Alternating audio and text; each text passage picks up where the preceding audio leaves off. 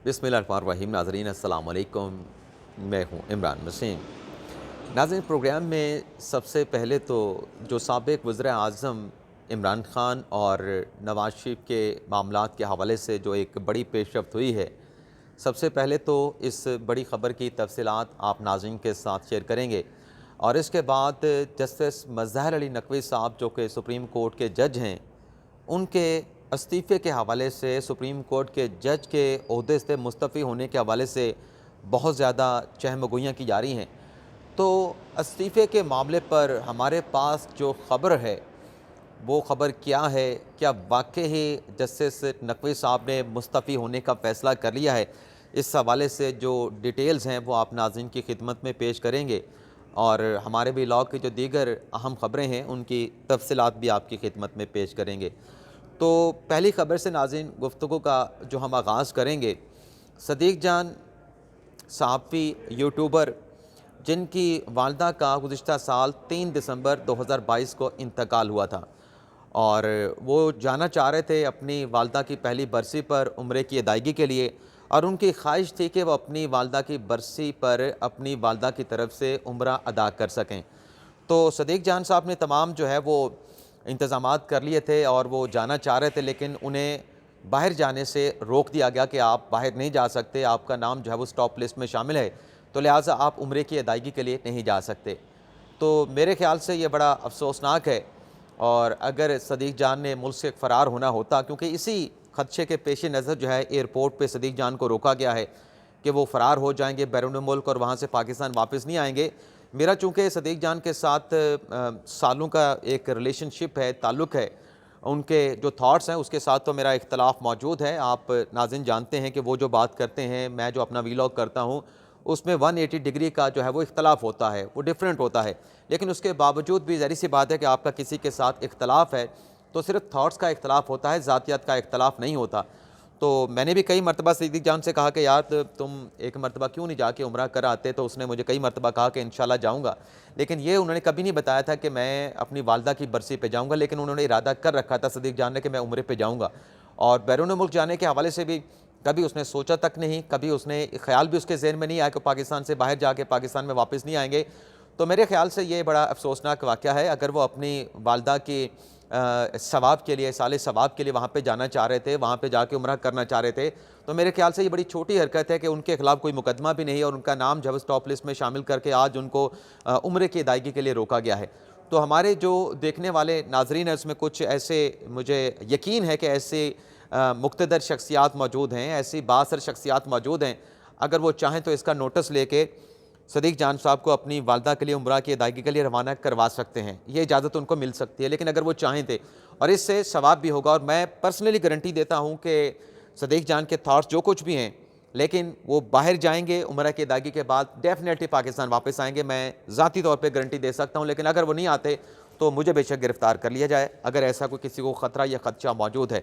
तो मेरी दरख्वास्त है, अगर कोई कर सकता है तो ये हेल्प ज़रूर करे, क्योंकि इससे आपको भी सवाब मिलेगा। अगर उसके रास्ते में कोई रुकावट है, और ज़ाहिर-सी बात है कि वालदा को कोई नेमल बदल नहीं होता, और अपनी वालदा की मोहब्बत में उनकी बरसी के ऊपर उनके लिए उम्रा की अदायगी के लिए जा रहा था। एक बहुत बड़ा फ़र्ज़, एक बहुत बड़ा उनके दिल में ख्वाहिश थी जिसको पूरा करना चाह रहे थे। मेरे ख़्याल से अगर इस ख्वाहिश को हम सब मिलके पूरा करेंगे तो इसका हमें भी उतना ही सवाब मिलेगा जितना कि सदीक़ जान की वालदा को या सदीक़ जान को मिलेगा।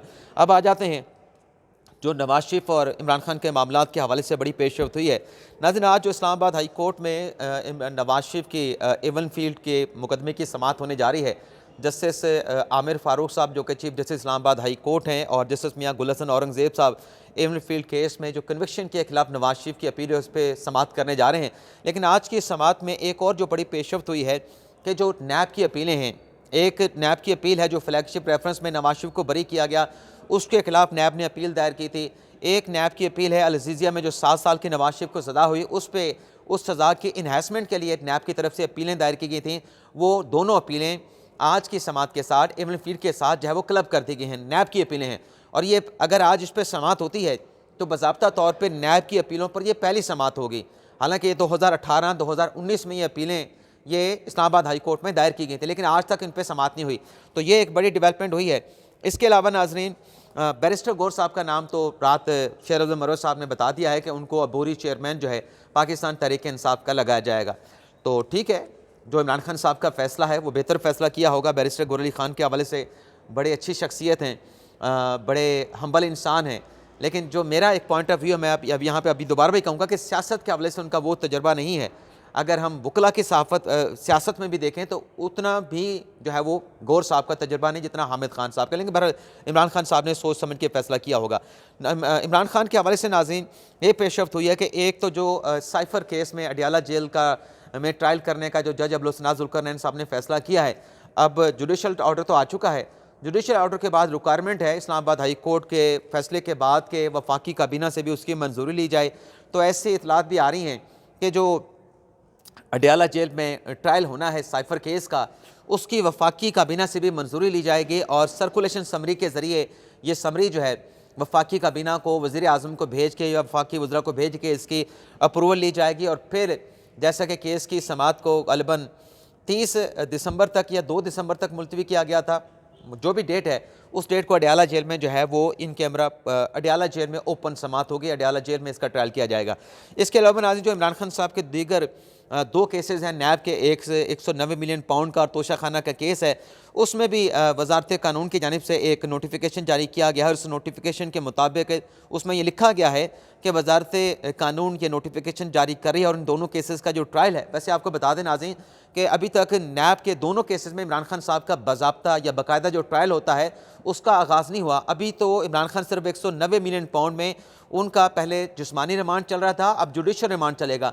ट्रायल किसी भी केस का तब शुरू होता है जब चालान जो है वो जो प्रोसिक्यूशन एजेंसी होती है, जो तहकीकाती एजेंसी होती है, उसकी जानिब से जब चालान दाखिल कर दिया जाता है तो तब बाज़ाब्ता तौर पे ट्रायल का आगाज़ होता है। लेकिन वजारत कानून ने नोटिफिकेशन जारी कर दिया कि इन केसेस की जो समाअत है वो भी अब अडियाला जेल में ही होगी। लेकिन इस नोटिफिकेशन में नाज़रीन जो एहतसाब अदालत है जज मोहम्मद बशीर साहब, उनकी कंसर्न का भी जिक्र किया गया है कि वफाकियों को पता है उनकी कंसर्न की जो एहतसाब अदालत के कंसर्न तहफ़्फ़ुज़ात हैं उसकी अप्रूवल दी है कि इस केस का जो ट्रायल है वो अडियाला जेल में किया जाएगा।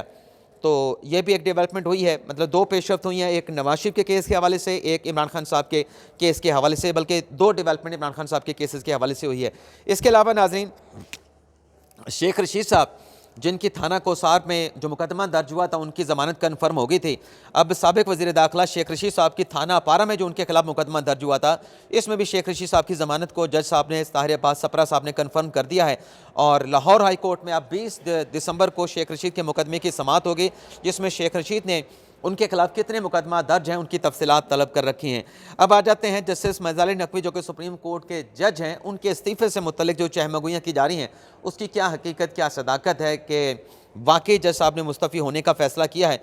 तो ये तो आप नाज़रीन जानते हैं क्योंकि ये फैक्ट्स हैं कि 10 शिकायत मुख्तलिफ बार काउंसिल की तरफ से, वकला की तंजीमों की तरफ से और उसके साथ साथ जो मियाँ दाऊद साहब हैं उनकी तरफ से सुप्रीम जुडिशल काउंसिल को भेजी गई थी, जिसमें एक तो ऑडियो लीक को जो जज साहब की मुबैना ऑडियो लीक है उसको जो है वो कौंसल के सामने रखा गया था कि देखें ये मिसकंडक्ट है, और इसके अलावा आमदन से ज़्यादा सासाजात के एलिगेशन लगाए गए थे।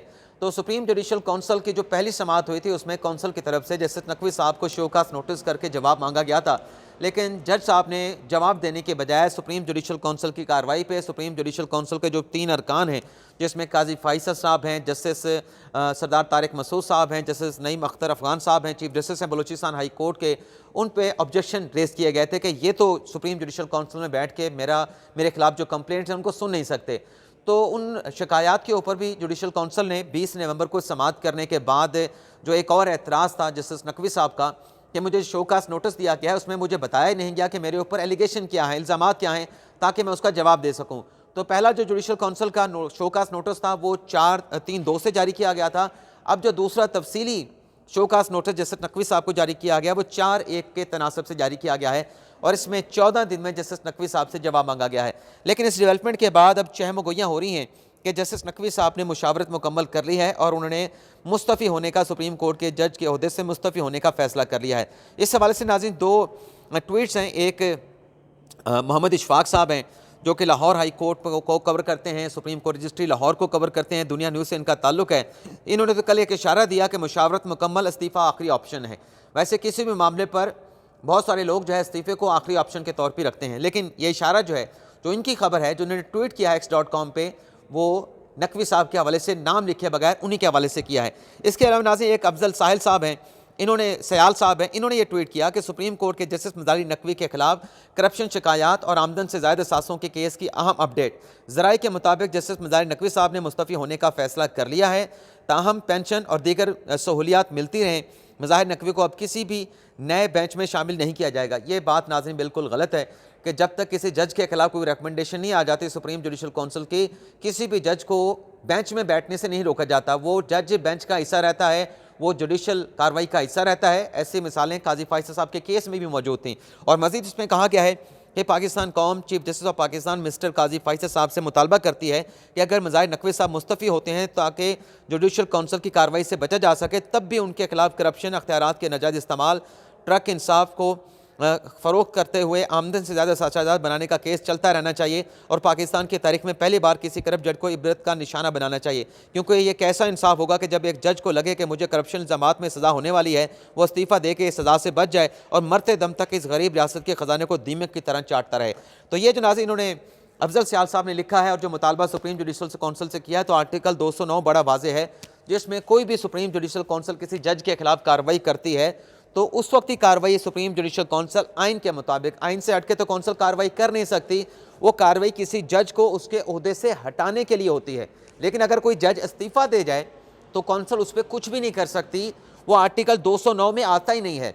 सुप्रीम जुडिशल काउंसिल जो फ़ाल होती है, एक्टिव होती है, वो आर्टिकल 209 के तहत होती है कि जज साहब ने करप्शन की है, मिसकंडक्ट किया है, उस पर फ़ाल होती है। लेकिन अगर जज साहब मुस्तफ़ी हो जाएं तो फिर सुप्रीम जुडिशल काउंसिल की कार्रवाई गैर मसर हो जाती है। लेकिन ये नहीं कि अगर कोई जज इस्तीफ़ा दे जाए, यहाँ पे नकवी साहब की बात नहीं हो रही, कोई भी जज अगर इस्तीफ़ा दे जाए तो मेरे ख्याल से नैब में उसके खिलाफ केस चल सकता है अगर आमदन से ज़्यादा सासाजात हों। सुप्रीम जुडिशल काउंसिल में अगर करप्शन से बात इस्तीफ़े से छूट जाती है, जान छूट जाती है, लेकिन नैब उसका कॉग्निजेंस ले सकता है। ये अलहदा से फोरम मौजूद है। जस्टिस अपने मंसूर अली शाह साहब के रिमार्क्स भी इस हवाले से नैब तरमीम केस में मौजूद हैं। लेकिन नाज़रीन हमारी खबर ये है कि जो इस्तीफ़े के हवाले से चहमुगियाँ की जा रही हैं, इसका फ़िलहाल हकीकत के साथ कोई ताल्लुक़ नहीं है। मेरे पास मेरे ज़राए की यह खबर है कि 2 रोज़ पहले या चंद रोज़ पहले जो जस्टिस नकवी साहब ने अपने किसी करीबी या किसी करीबी के साथ जो मुशावरत की या जो गपशप की, उसमें जस्टिस नकवी साहब का यही कहना है कि वो फेस करेंगे। अभी तक तो उनका फेस करने का इरादा है। अभी तक उन्होंने मुस्तफ़ी होने का कोई फ़ैसला नहीं किया। अभी वो कहते हैं कि तेल देखो, तेल की धार देखो, उसी के ऊपर मामलात जो है वो चलेंगे। लेकिन जैसे इशफाक साहब ने लिखा है, फिर आखिर में जाके आखिरी ऑप्शन अगर इस्तीफ़े का बचा तो फिर हो सकता है कि इस मामले के ऊपर हतमी मुशावरत करके कोई इस्तीफ़े का फ़ैसला सामने आए। अभी तक हतमी तौर पर कोई इस्तीफ़े का फ़ैसला नहीं किया गया। एक तो नाज़रीन ये खबर होगी। इसके अलावा नाज़रीन निगरान वज़ीर आला पंजाब मोहसिन नकवी साहब के ख़िलाफ़ जो उनकी तशरीह मुहिम लाहौर में चलती है मुख्तलिफ प्रोजेक्ट के हवाले से, ये इस चीज़ को बुनियाद बना के लाहौर हाई कोर्ट में एक पटिशन दायर की गई। आज लाहौर हाई कोर्ट में इस केस की समाअत हुई है और लाहौर हाई कोर्ट में जो सरकारी वकील थे उनकी जानिब से यकीन दहानी करवाई गई कि आइंदा जो भी इश्तिहार दिया जाएगा उसमें नकवी साहब की किसी किस्म की तशहीर नहीं की जाएगी।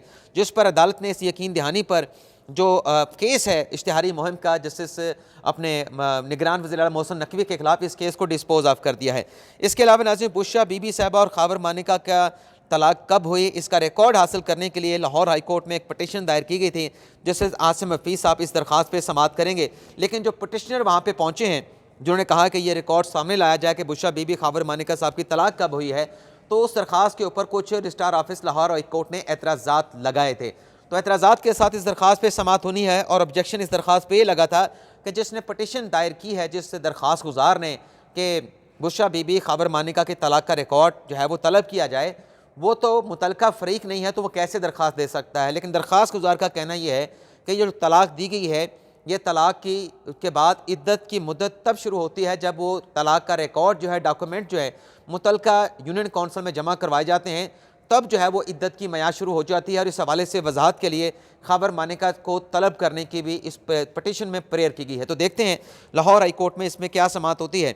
इसके अलावा नाज़रीन आज इस्लामाबाद हाई कोर्ट में बलोच तलबा की गुमशुदगी और बाजियाबी से मुतल्लिक जो है वो केस की समाअत हुई है, जिसमें अटर्नी जनरल पेश हुए हैं, सरफराज बुगटी वज़ीर दाखिला पेश हुए हैं। वज़ीर आज़म काकड़ साहब तो बैरून मुल्क दौरे पे हैं, कुवैत पहुँचे हुए हैं, तो उन्हें भी तलब किया गया था, लेकिन वो ज़ाहिर सी बात है कि बैरून मुल्क है, उन्होंने पहले कह दिया था कि वो पेश नहीं हो सकेंगे। तो अटर्नी जनरल साहब ने आज इस केस में जस्टिस मोहसिन अख्तर कियानी को बताया कि 50 जो बलोच तलबा गुमशुदा थे, उनमें से 22 अपने घरों को आ चुके हैं, 28 जो अभी तक लापता हैं, उनके कोई शनाख्ती कार्ड की डिटेल नहीं है, तो इस पर कोई पेशरफ नहीं हो सकी। जस्टिस मोहसिन अख्तर कियानी साहब ने कहा कि आप कमीशन की रिपोर्ट पढ़ें, उसमें आप देखें, उस रिपोर्ट को पढ़ने के बाद तो ऐसा लगता है कि मुल्क में कोई कानूनी नहीं, कोई लॉ एंड ऑर्डर भी नहीं है, और रियासती एजेंसियों पर इल्ज़ाम है कि वो अपने लोगों को, अपने पाकिस्तानी लोगों को उठाती हैं। किस मुल्क में ऐसा होता है? जस्टिस मोहसिन अख्तर कियानी ने यह भी कहा कि बच्चे लापता हो जाते हैं, उनके वालिदैन रोते रहते हैं, रो रो के जो है वो बेहाल हो जाते हैं। दहशत गर्दी के किसी इंसिडेंट में कोई मुलव्वस है तो आप उसको ज़रूर गिरफ़्तार करें, गिरफ़्तार करने के बाद अदालत में पेश करें, लेकिन किसी सिक्योरिटी एजेंसी को ये एग्जेम्पशन हासिल नहीं कि वो इस तरीके से लोगों को उठा के ले जाए और किसी कोर्ट ऑफ लॉ में पेश भी ना किया जाए। और जस्टिस मोहसिन अख्तर कियानी ये भी कहा कि मुहज़्ज़म माशरे में ऐसा नहीं होता। वज़ीर दाखिला सरफराज बुगटी साहब ने अदालत से कहा है कि एक भी अगर कोई शख्स लापता है तो हमारी जिम्मेदारी है कि उसको ढूंढ निकालें, एक एक केस का जायज़ा लिया जाएगा, एक एक केस से जायज़ा लेके उस पर इक़दाम जो है वो उठाए जाएंगे। जस्टिस मोहसिन अख्तर कियानी साहब ने वज़ीर दाखिला की इस यकीन दहानी पे जो कमीशन की रिपोर्ट है, लापता अफराद कमीशन की जो रिपोर्ट है, वो वज़ारत दाखिला को फराहम करने का हुक्म दे दिया है, और केस की जो समाअत है नाज़रीन, उसको जो है वो एडजन कर दिया गया है। तो ये नाज़रीन बड़ी अहम समाअत हुई है। इसके अलावा अडयाला जेल में बुशरा बीबी साहबा की ज़मानत के ऊपर भी समाअत होनी है, उस पर भी अगले वीलॉग में आपके साथ तफसीलात शेयर करेंगे। लेकिन अब तक के लिए इतना ही, इजाज़त चाहते हैं। अल्लाह हाफ़िज़।